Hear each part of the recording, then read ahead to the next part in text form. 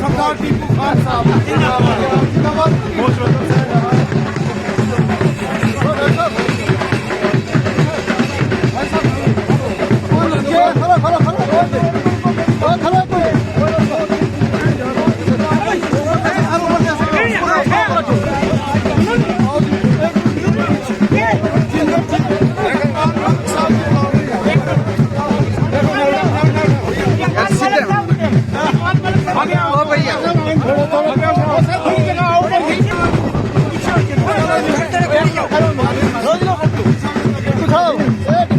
लोगों का प्यार लगातार देखने को मिल रहा है।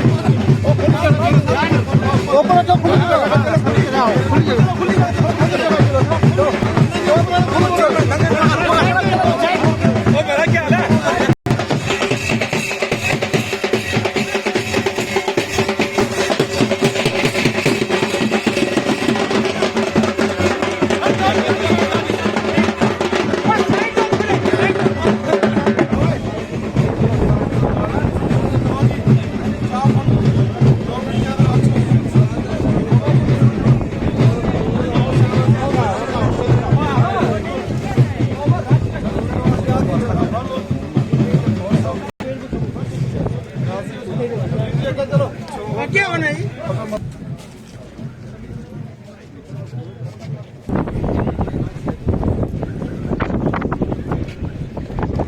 जिला प्रधान जी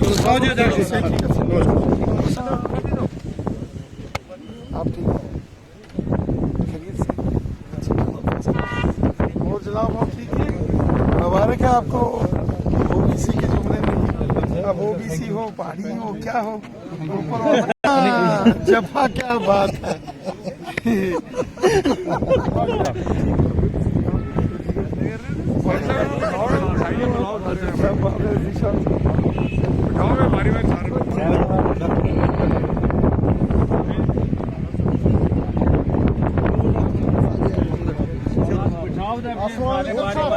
थोड़े पीछे आके जाओ कुर्सी चेहरा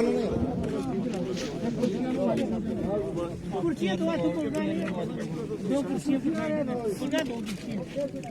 दो कुर्सियाँ ले